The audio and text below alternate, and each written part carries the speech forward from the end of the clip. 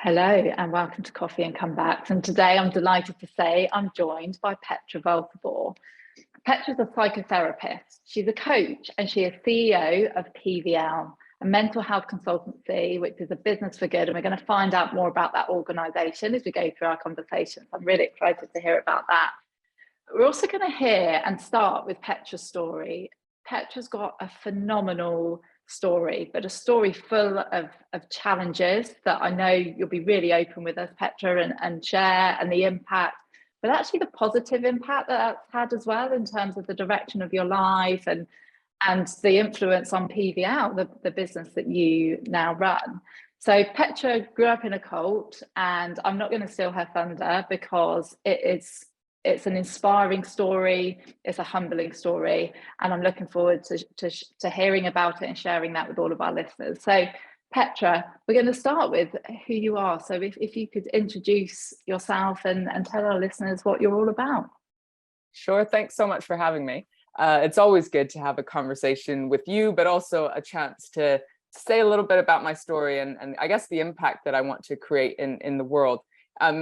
I mean, who am I? I'm a mother, I'm a woman, I'm the CEO of my own company. I'm a psychotherapist. I've done a few things, but I guess it's really for me about purpose and the impact that I want to create in the world, very much influenced by my story that you implied a little bit about. It's all, for me, it's all about mental health. And what I mean when I talk about mental health is that we all have mental health, just like we have physical health. And I know you talk a lot about mindset. It's how we think, it's how we approach the world, it's our resilience levels, it's how we bounce back from adversity. And so I guess because of the story that I've been through, I really just want to share my ideas and things that have worked for me with other people. So I guess that's a bit of what I'm about. Yeah, and the purpose and the impact side of things, that's something a lot of us can struggle with. We're not always sure of our purpose and our impact, and we can have some life events where that can challenge our thinking around what that is for better or for worse. And really interested to then delve into your story and how you really identified your purpose through that adversity, as you say, and really just demonstrating that resilience, which I'm sure you delve into day after day when you hit challenges, as we all do, that resilience muscle, which I was listening to a podcast yesterday and somebody on the talk was talking about just that resilience muscle. When it's tough, remember that that's what you're building, which is a really great thing that we can't just learn, we have to build it. So I normally ask what life event we're going to focus on, but I think it would be really good for you to just tell us your story, as you say, and let's work through that story together. And over to you in terms of where it all began for you, Petra. Thanks so much. I guess it isn't just one life event. It is a whole life story with some major points, I guess, that have been pivotal for me in creating my own character and I guess who I am. But I love that you're talking about the resilience muscle, because it's absolutely not just a one and done thing where you sort of get it and now everything's easy. I'm a parent of teenagers, I'm running a business, I'm in a relationship with a blended family. These challenges are coming at us in a global pandemic and the way the world is at the moment. So the challenges certainly never cease. So I was born and raised in a religious cult. It's quite notorious if you Google it, originally called the Children of God. It started out in the USA, but I grew up, I've got a Dutch passport, but grew up in Brazil, India, Russia, Kenya, sort of all over Europe. So I guess think communes of 50 to 100 people in one sort of location.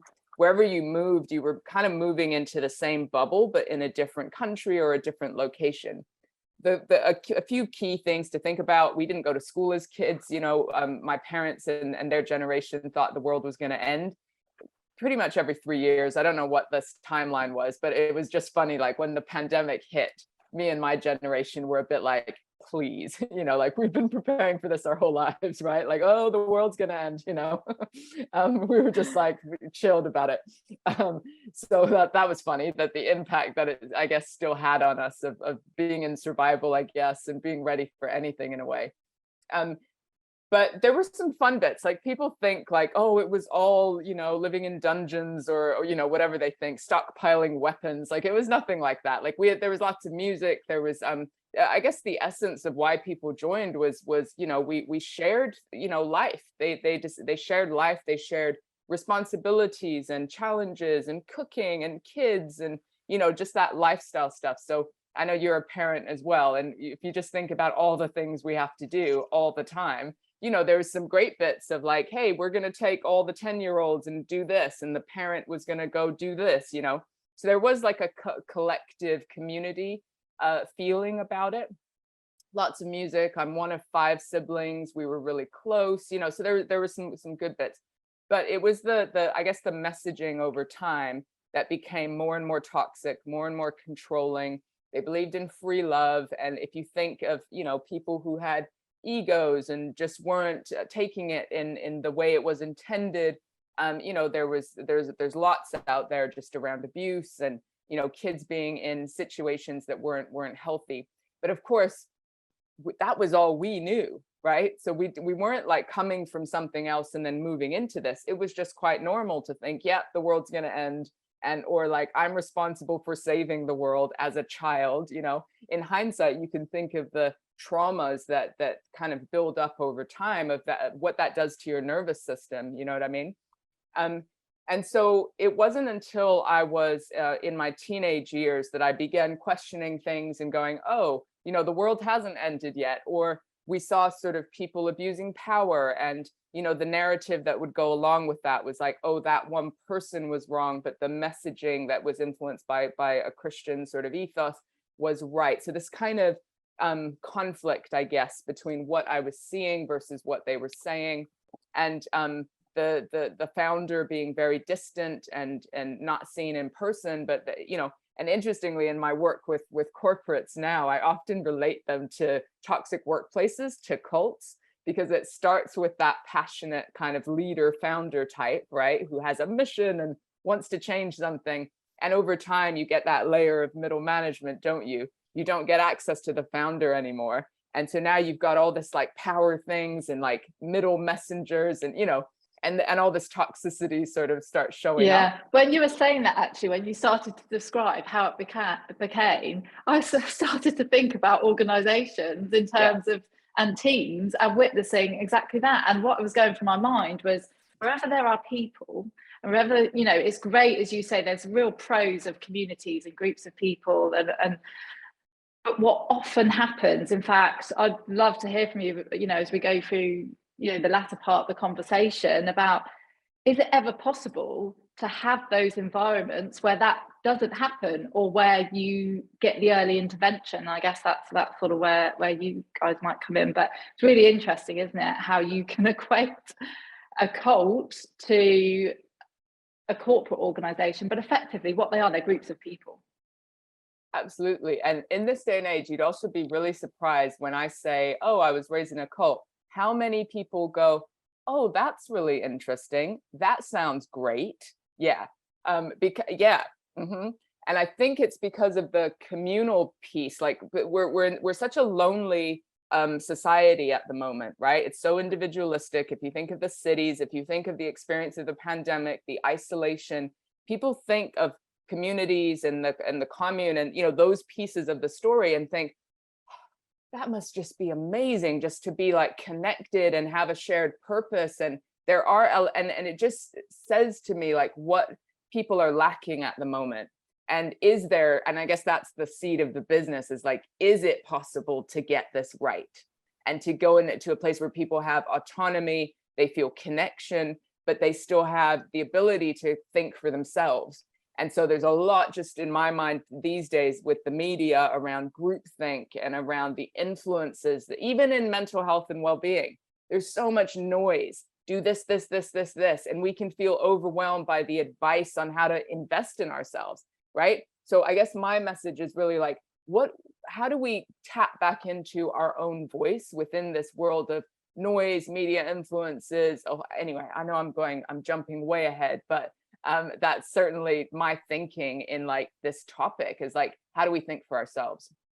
But, and yeah, we will go back to your story, but please don't apologize, because honestly, I'm sat here and I'm sure our listeners as well, just relating to it, but also really intrigued to understand how do we navigate that? Because you're absolutely right. The last 10 years, even before the pandemic, but certainly accelerated by the pandemic, there's much more conversation around mental health, much more conversation around the things that we need to do to take responsibility for it.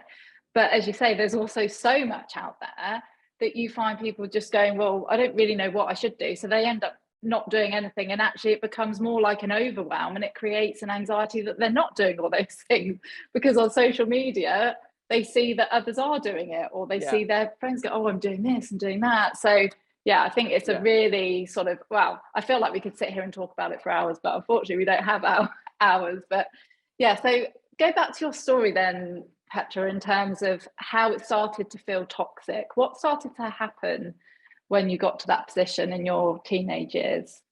So there were so many things, and it was when they're little things, your brain goes, oh, that was just that. Like the narrative is to brush it under the carpet, I guess. But people would get punished publicly if they disagreed with the thinking. They would be excommunicated, ostracized. They would disappear. So when you're a kid, they just disappeared, but you didn't know what happened. Obviously, nobody got murdered. Don't worry. But it was more like they just were not. One day they were in the community, the next day they weren't. So it was like any voices of dissent were quickly squashed. So to protect the narrative, right? And so I actually ended up being really good at leading a double life. And I think many people can relate to this as well. Like, what's the mask we wear in the workplace versus what's actually going on for us?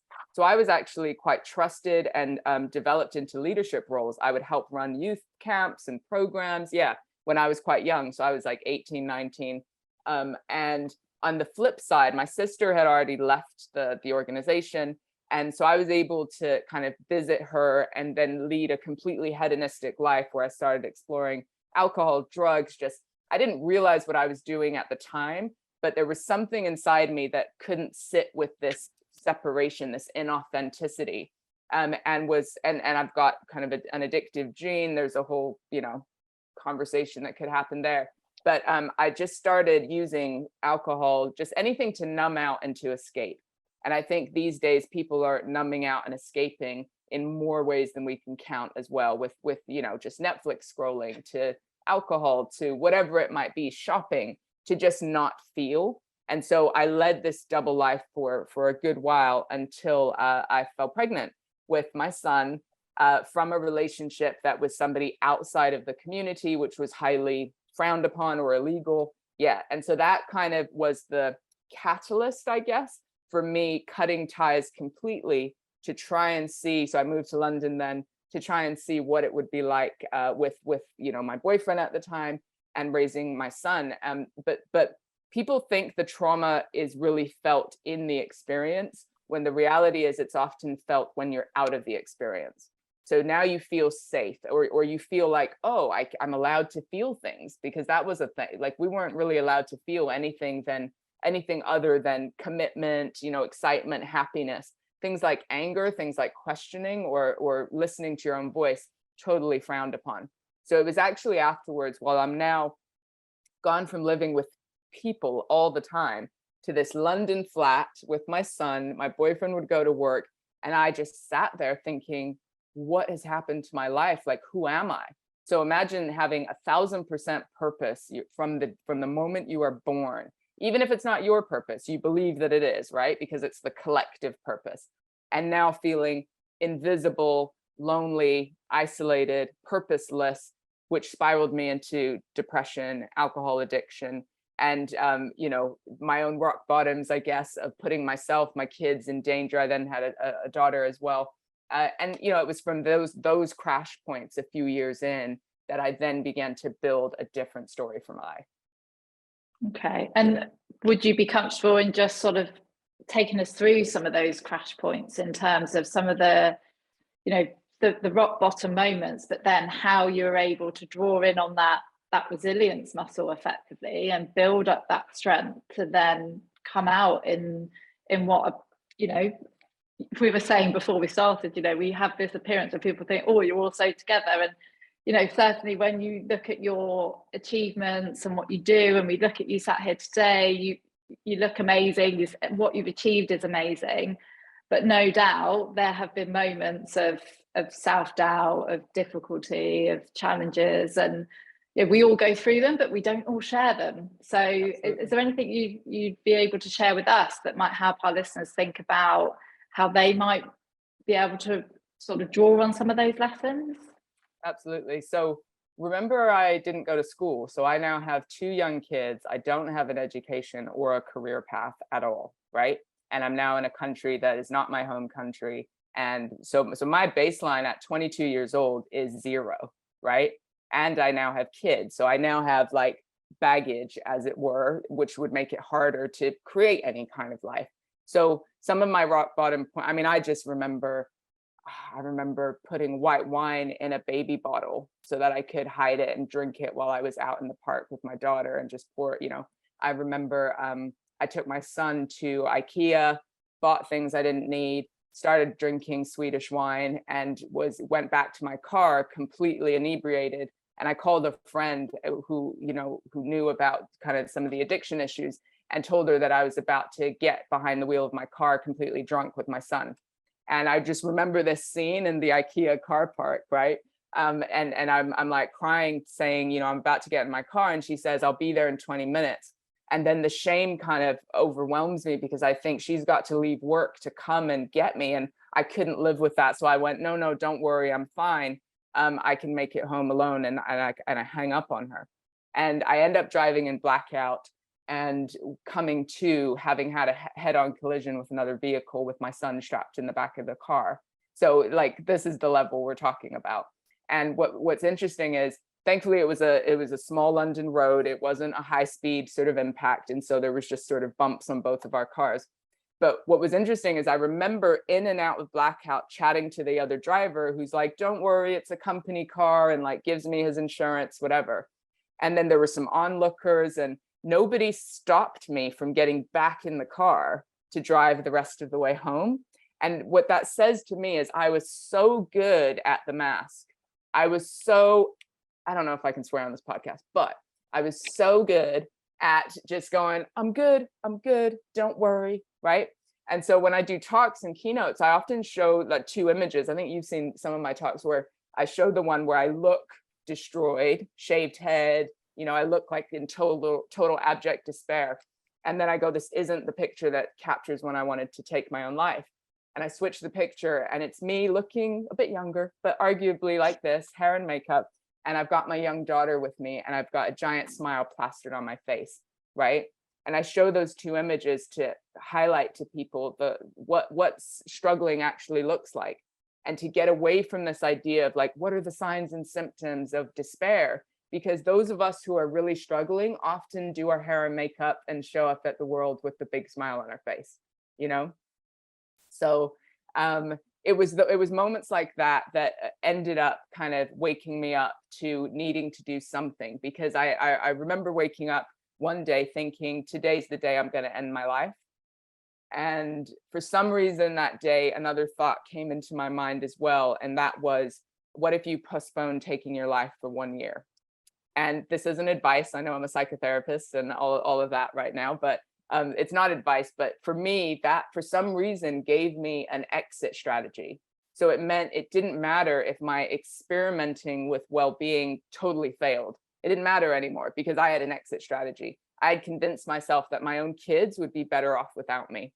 And for people who kind of judge somebody who's in that state of mind, that your brain will convince you of those things, right? That you are the burden or the problem, and they will be better off without you.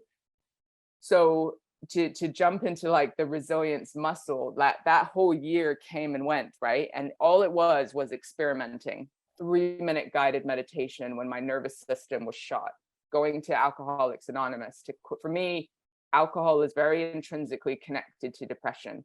For me, the alcohol comes first, but I was trying to treat depression. So I was like going to the doctor, help me not feel so low, but not willing to give up drinking. When I give up drinking, my depression leaves me, right? So it's just worth, sometimes people are like, what comes first? So for me, quitting drinking was the first step, but also it was the community of AA. Now I don't go anymore. It's not my kind of long-term path. It's another cult, arguably, but whatever. But what it did do was I could observe people being honest. So I watched people going, I was like, oh, people are saying what? People can talk about their own stuff. And so I observed, and then I would practice, and I'd be tears going, I did this, or, I'm like this, or I feel like this, but it was that practice that enabled me slowly to build up that resilience muscle. And, life wasn't perfect after that year by any stretch of the imagination. But I learned a few things that still influence my life, which is we can teach ourselves to be happy. We can take responsibility for our mental health. And it's not a one size fits all. We can experiment, and everybody's different. And that's what I mean, what I said earlier about dialing up like your own voice. What do you think you need? How can you experiment with your own mental health journey rather than giving away your power to the Instagram influencer, to the doctor, even to the YouTube post, like whatever it is, like, you better than anyone ever will. And so long story short, I ended up studying night school, like got a master's degree, hustled, invested in myself. And, those were the small steps that years later completely radically changed my life. It's like that, right? It's not an overnight thing. Yeah, and it's the thing, isn't it, where and I'm probably arguably one of the worst for wanting instant results. And it's like I'm rehabbing at the moment from my operation. I've been back in the gym for 10 days. I'm allowed to go on the cross trainer, and every day I find myself looking to see, am I a little bit more toned again now? And honestly, this is about the long burn. It's probably going to be a year until I'm able to go, oh, actually, I'm feeling like my body's getting back to some form of fitness. But we want that instant gratification and that instant sort of need for, okay, we're doing the right things. And I was having a conversation the other day. It's interesting you say about finding what works for us and our mental health. And I don't know about you, but I feel like what we need at one stage of our lives, a bit like you were saying about AA and the community there, is not what you might need at another stage. And sometimes we can say, so meditation's a really good one. I've always struggled with it, as in my mind's too noisy and I need to be, on the go to be able to relax, if that makes sense. So I used to be able to go running and all of those things. That was my way of deloading, of letting my mind flow freely and de-stress. Well, I've not been able to do that, obviously, for a period of time. Yeah, so I had to find ways to replace that. So, for example, I started cold showers, and people say, well, what's it really do? What's the benefits? Well, firstly, there are lots of benefits of cold water exposure, but beyond that, it's a little thing I do each day. It's me facing into something that is not particularly enjoyable, is not particularly comfortable, but it allows me to go, oh, I'm doing something that's challenging, and that's the way that I work. And meditation, in fact, I did do 10 minutes this morning after I did my rehab stretches, is now something I do find really useful. I don't do it every day. I'm not particularly great at it. I use a guided app on one of the platforms that takes me through, and I'm a creature of habits. It's always the same one. But I do find that it can help calm my mind, and it's what I need at this time in my life. So just going back to that, have you found other sort of elements of protecting your mental health or supporting others do that, where it's almost revisit or help them to understand what could work for them? I love what you're saying, because even pre-pandemic and then within the pandemic, sort of isolation, lockdowns, and then post, people's routines have had to be reflected on and changed, right? So I think people who stay stuck in the thing that they think always worked for them but now isn't, get very frustrated and then go to the doctor because they're like, this isn't working for me, or something, right? When meditation is an interesting one, because when you've experienced trauma, focusing on your breath, which is the traditional way that people meditate, can be very kind of inhibiting, right? So finding, even within, you can meditate, but there are different ways to meditate. So I kind of focus on the energy impulse around my fingers, and that kind of makes me focus on my body, but not my breath, because when I focus on my breath, I hyperventilate more, and it kind of, anyway. So whatever it is, it doesn't make us wrong for not doing it, but it's just like, let's just experiment. I just like that phrasing, because it's like, if we can experiment, then if you think of a scientist, they try one experiment and then they adjust. They don't like throw the whole thing out. They go, ooh, this component didn't quite work. Let me throw in this component and see what happens then, right? But it means you have to be honest with yourself. You have to continue to try, right? They might have 1,000 tests before they find the right thing for them. And I think we need a bit more lightness around this as well. Like everyone's super intense about it, like, right? Like I must meditate on a hill for 2 hours, and then I must swim, and then I must morning routine, and so-and-so says this, therefore I should do this. Oh, it's just becoming quite heavy when really well-being is meant to bring us joy, right? And be about pushing our boundaries, but also investing in ourselves. So it does change, and it's about reflecting and checking in with yourself more than anything. I absolutely love that. And that adaptability, I mean, obviously something you've had to do, something I did in, you know, the military sort of lifestyle means you have to adapt, not just to instant situations where suddenly you might be on a particular mission and it all changes because something happens, but also because your community continually changes. You get posted every 2 to 3 years, and that's just you. So imagine you're on a continual churn of people coming in and out, so you have to be adaptable.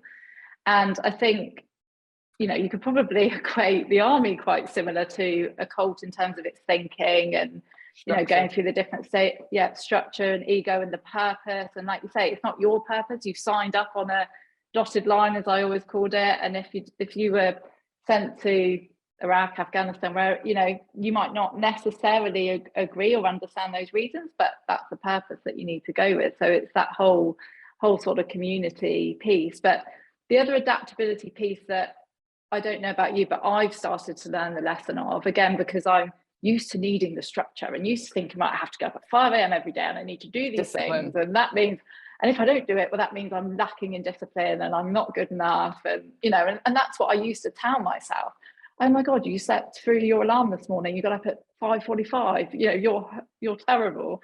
And actually what I've started to do is some days I need something different than the day before. Some days my routine doesn't need that more. And I, like this morning, I said, actually, I was going to go to the gym, but I'm going to go this evening.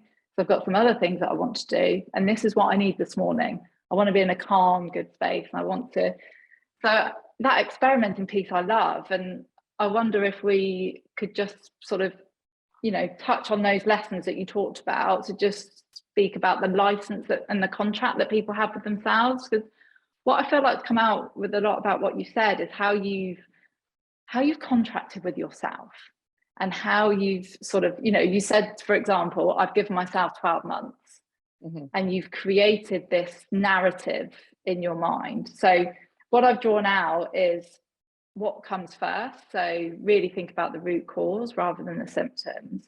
You talked about having a plan B, an exit strategy, you know, a way out from a situation, and it's not binary, and that ask for help piece, I think, comes out again and comes out time and time again. Is there anything else that you would draw out based on everything that we've just spoken about? I think people ask me a lot about work-life balance, and this idea that when it comes to well-being and mental health, especially when I'm advising leaders, or, you know, that it's all about like leisure time and doing nothing or zoning out, or, you know, and it's like, is well-being like Netflix and chill like for 8 hours? Is that what it is? Or is it a little bit more active and proactive? And remember, I didn't have an education. I now have 2 kids. There are times in our life, and this will sound sacrilegious coming from a well-being professional, but there are times in our life when we need to hustle if we want to get somewhere, right? I had to make sacrifices in social life and friendships, in a variety of things, sleep sometimes, in order to get a master's degree at night while raising 2 kids, while working full time. Like there were times when, and the ability I had to visit darkness was the same energy that I could reposition into getting somewhere that was useful and purposeful for me. You can't do that forever. Burnout is a real thing. It takes a long time to recover from. And we need to have those well-being tools or routines to help us sustain long-term success. But I'm actually not a proponent of we never need to work hard. I actually think working hard allows us to feel fulfilled. It allows us to gain traction. I had to make up for lost time effectively to get to a baseline that other people took for granted. You know, and I'm happy I did those things. And now I have to check myself that I'm not just in survival mode out of habit, because actually I can breathe a little bit more and I can create space, but I need to remind myself of that now. So I guess that's just an example of do what works for you, but it's that honesty with yourself that's crucial. Yeah, and that self-awareness, isn't it? To recognize Absolutely. when you're sort of, I don't know about you, but I always picture this, oh, sorry, my pen on the floor. Always picture a peak. So if I'm sort of working, and I'm, really focused on something, on whatever it might be, short or long term, and then I get to a peak. But I know when I start to come down from that peak, I don't know straight away because you don't know, but you start to see signs of, okay, I'm feeling a bit more tired, or I'm a bit more grumpy with my children, or intolerant, or I'm not fitting the things in that are really important to me, and I'm going down the productivity curve, and it's almost go, right, okay, I'm in that cycle. And I think it's a really good message what you talk about there. It's like business cycles, isn't it? You want to, I think you mentioned earlier about, life is a pathway that goes up if you were to just take a, end point to start point, but actually in between that bit, like, markets, go up and down, and there'll be different phases, and maybe we don't give enough license to ourselves to feel and experience those phases and recognize when we're just in a different part of our cycle. Absolutely. And it doesn't mean you're not making progress when you feel similar feelings from before. It just means you have another opportunity to look at what's going on for you. Think about your environment, your internal world, the things you're spending your time on. People don't give enough credit, I think, to their environment. What's your home life situation like? What are your media influences? Who are the friends and the people that you allow in your life? Like that piece. We all sometimes think it's just our internal world, and that's what I have a problem with in the mental health space. It's just a chemical imbalance. You're just that way. When actually there's so much more evidence now about environment. You had a physical health challenge, that's something that can happen that now affects your environment that you now need to completely readjust to, right? So there's an audit one can do about their wider life, not just how they're thinking, because a friend put something on LinkedIn recently and he said, mindset is everything. Do you agree? And I was like, thinking about, people who, are come from minority backgrounds, or who have like a lot more hurdles than certain privileged people. And it's like, well, they might put all the mindset into it, but their circumstances have still led them to this baseline, which is going to be different than somebody who's privileged, right? So there are lots of factors. And I think we can be really hard on ourselves when we're like, just fix your mindset. It can be like an angry voice, rather than like, our mindset is key and it is our perspective, and that needs to influence action around us in our environment, in our people, in the things we're reading and listening to. Does that make sense? Just it's a wider picture than what people think is just like push harder, discipline yourself, Yeah, I agree. And I actually, part of me thinks that it's part of the shifting the blame, if you like, onto individuals to say, well, actually, it's all about your mindset. It's the way you're looking at it. And actually, sometimes it's not. Sometimes, like you say, it's about the actions of others. It's about the environment. If you think about, I was having this conversation on a previous podcast when we were talking about, if you're part of, say, a sports team, and you'll see it where somebody will make a transfer and then they transfer back or they transfer out. They're still an amazing, let's say, footballer or rugby player, but actually the dynamic in that team, in that environment, and the way that culture works and the way they might train and the people might not be right for them to be able to perform at their best and might cause some challenges. And it's that whole thing of having an awareness, I think, and having the outlet to say, okay, is this my mindset? Is this, is there something I can be doing differently? If not, do I need to remove myself from the situation, or does something need to change around me? And that doesn't mean you're a quitter. That means that you're really self-aware and you're able to know, I'm moving on from this business, this team, this environment, this relationship, whatever it might be. Well, and it really applies to the workplace, which of course, and relationships, of course, but the workplace is, I'm all about internal activism and taking responsibility first for your mental health and then for your little world around you. But there will be some systems or overarching places, just like the cult, where there is nothing you can do to change that toxic environment. You will eventually be chipping away at you, your soul, your mental health, your ability to achieve all these things. And so it's a really, sometimes we've got to quit, you know, and it's not quitting like a judgment. It's going, I choose me because I can see that I can't actually make a difference in this environment or in this relationship or whatever that might be. The best thing I can do is leave and go to an environment where I can create change. And I just think work can be good for our mental health. If it's the right environment, we don't have to recover from it outside of work. That's the narrative is like, what are you doing outside of work to invest in your well-being? And you're like, if you're in a workplace that you have to recover from in that sense, you probably should change workplaces. Workplaces should give us purpose, community, connection, ability to feel fulfilled, you know? And of course, and that means you work hard and all of that, but it gives you those things. And yes, you want to sleep and you want to get your nutrition right and these sorts of things to enable you to get the full experience. But if you have to leave work to find people to recover with, that's probably a little bit of a warning. So a key part of our conversation and podcast, and actually one of my favorite parts, is really about understanding a little bit more about you, the things that you enjoy doing. So can you give us a few little snippets of insight? So you said you like reading. What's the last book you read or listened to, depending on? No, I read. I don't listen to books actually. I've been reading a book I just finished called 4,000 Weeks. I would highly recommend it. It's very stoic. It sounds dark because we basically on average have 4,000 weeks to live. But it's got a very uplifting vibe about how we spend our time, purpose. There's like a stoic piece to it. So probably the latest book that I read from cover to cover. Yeah, I love that book. I can't remember who recommended it to me. It was about 6-7 months ago.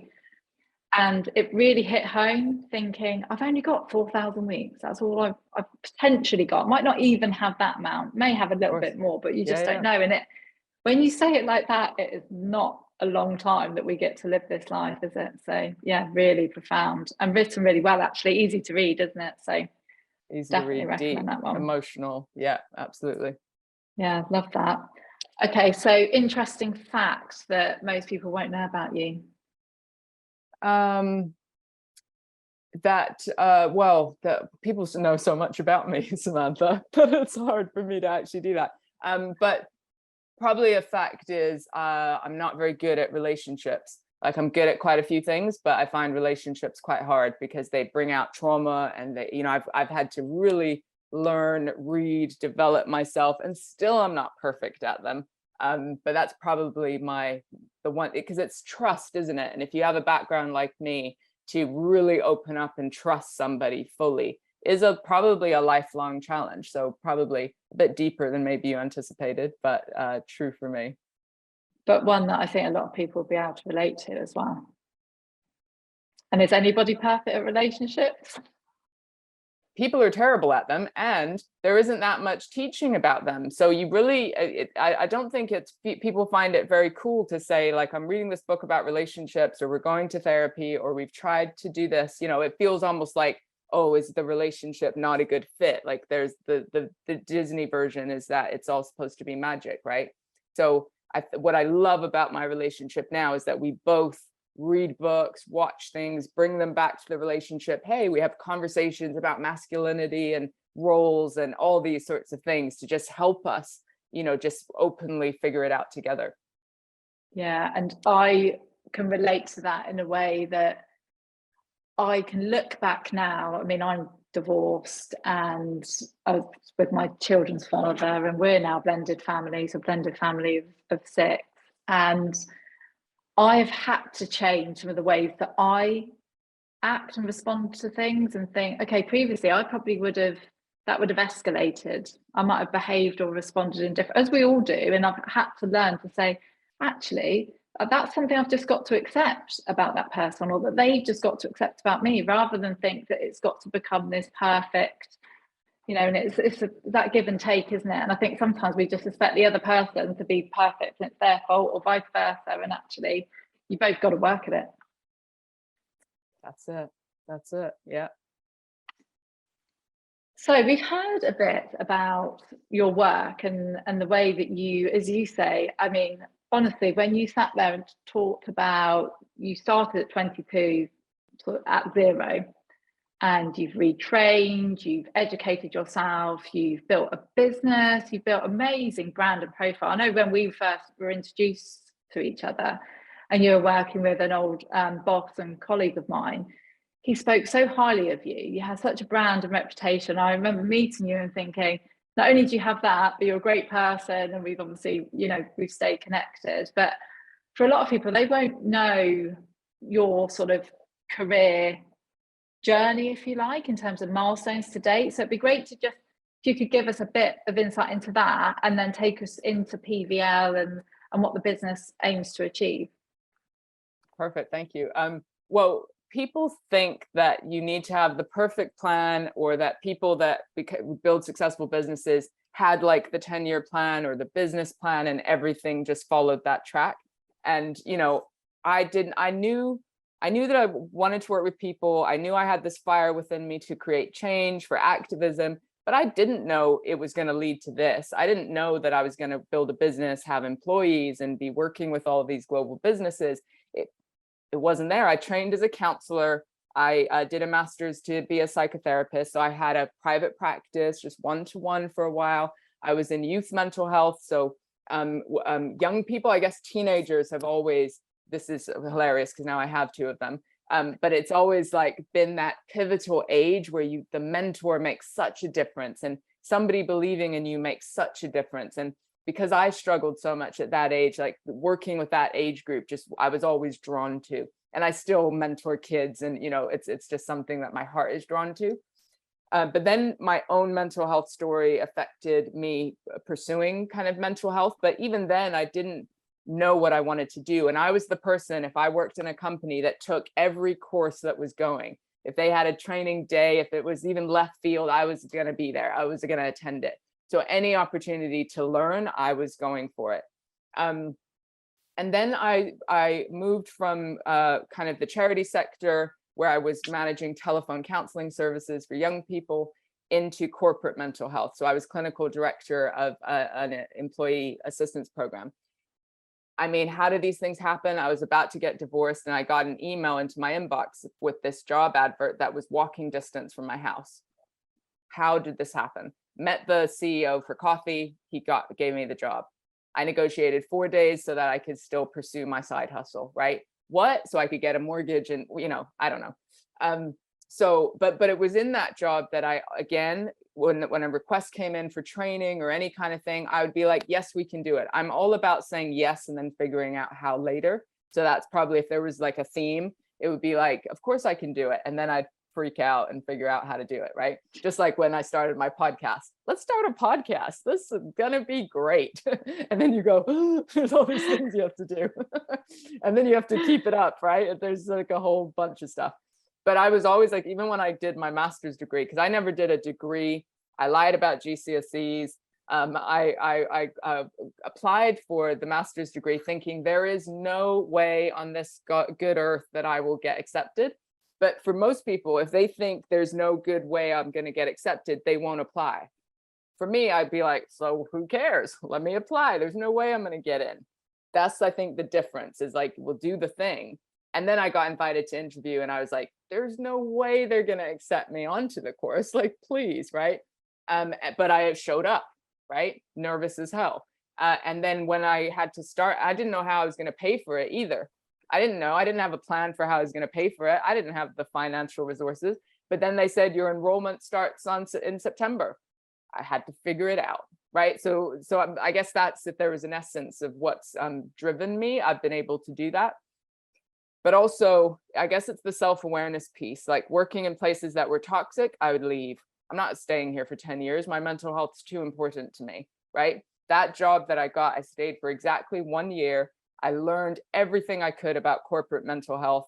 I did training and development with clients within there. And then arguably, I was the only breadwinner. I now had my own house and 2 kids, and I quit the job, right? And so it isn't a perfect plan. I didn't have a 5-year, 10-year trajectory, but I followed my instinct, my heart, and I knew what wasn't right, because I know that when things aren't right, my mental health suffers. I'm no good to anyone. So I guess that's the darkness in a way, has been the driving light, I know that sounds counterintuitive. But I started my business because I kept working for places that were telling other people what to do and not doing it themselves. And I just thought, I can't do this anymore. I did that my whole life. I wore the mask and said one thing and did something else. I can't do it anymore. So I guess PVL, to segue into that, is trying to figure out if it is possible to not only teach people, but to live it. And it is harder than it looks. It takes vulnerability, authenticity. It takes slowing down, listening. We're a remote team, so there's challenges there. But we're so excited about the culture we've built remotely, the amount of honesty, vulnerability, and openness, and the great work that we're able to do to support mental health strategy, training and development, leadership, essentially evolving the way we work for a post-pandemic world. That was a lot, but I didn't know how to cut that down. And it's amazing to hear. And we were talking earlier before we started recording about some of the little things, because I think that's the point, isn't it? Living and breathing it, having a policy. I know when you and I first started working together, we talked about how we can help some smaller businesses have an approach to how they support mental health, for example, because many won't have a policy actually, but when they do, it's something that's written down, but then do they actually walk the walk? And I think the example you gave, where we had the hottest day of the year a couple of days ago, and you said to your team, look, we're not going to be productive, it's hot, let's just call it a day for today. And that is helping people to look after their mental health, but it's also investing in them, isn't it? Because they feel that little bit of, Petra the company genuinely cares about me, and therefore you're automatically more invested in the company.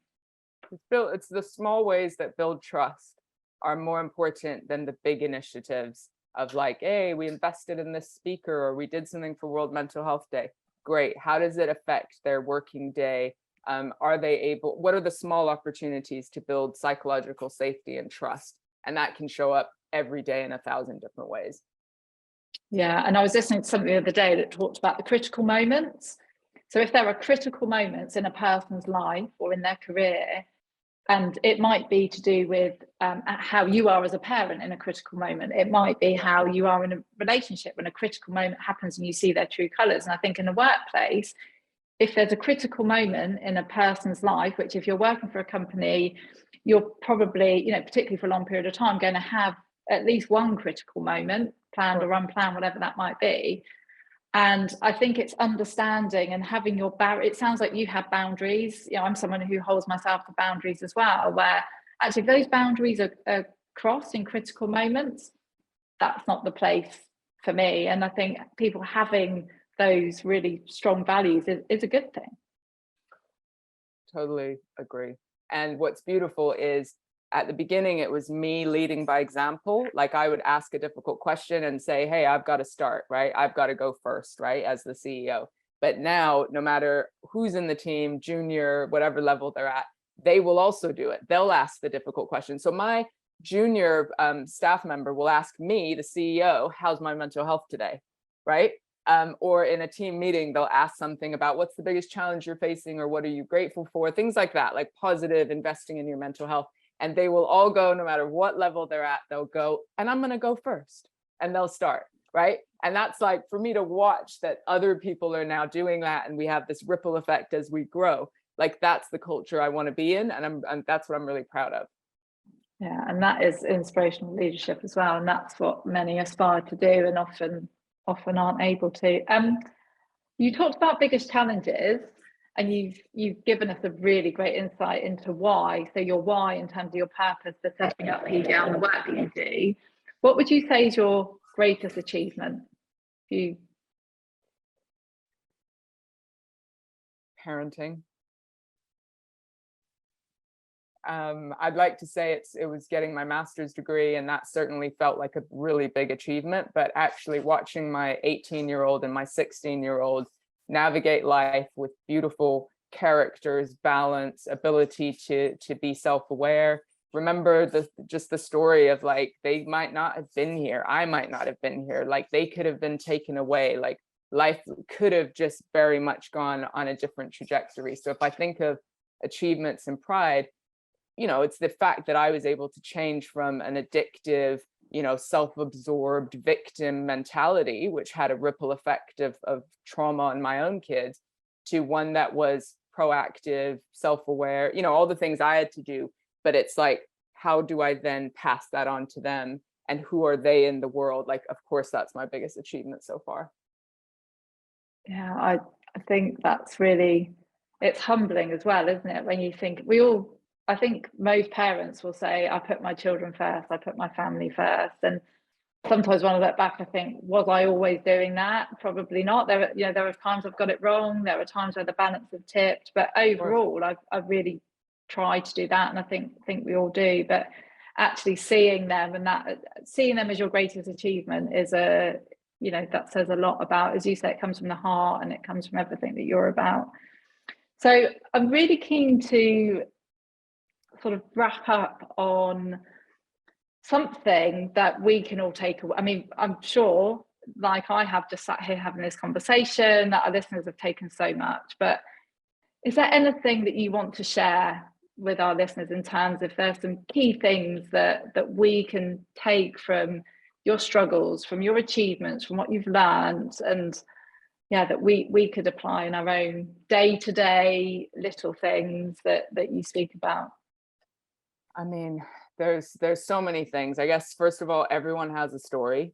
And when you realize that, you get out of this place of like, my story is so terrible and why has this happened to me, right? And when we open up about our stories, we realize that no matter what someone looks like on the outside, they have a story, whatever it might be. And so when we realize that, we can have more kind of empathy, but also challenge ourselves that this is part of the human experience, to have challenges and a story and, stuff that holds us back, and kind of what are we going to do about it? The second thing is I am a proponent of action over a plan any day of the week. I love a plan. I love a routine. I love, but I think taking action is, I listened to a podcast recently where he said, action is information or something like that. It was smarter than that. But like, it's taking the action where you learn the thing. So the action of doing this podcast allows you to learn from it. You can't just learn the theory beforehand. It's being in it that goes, oh, my conversation style is evolving or whatever, right?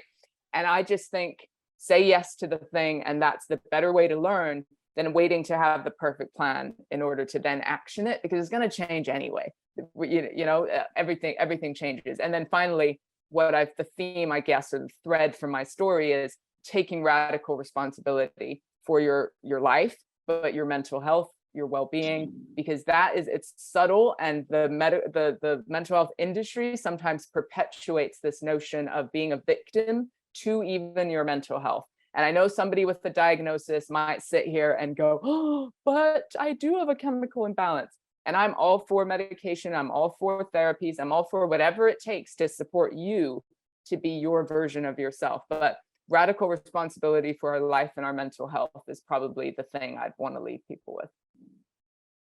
Thanks, Petra. Radical responsibility. It's a great message. And thanks for your time today. There's so much in there, so much in the conversation, and hopefully we'll get the opportunity to speak again soon. Thanks so much for having me.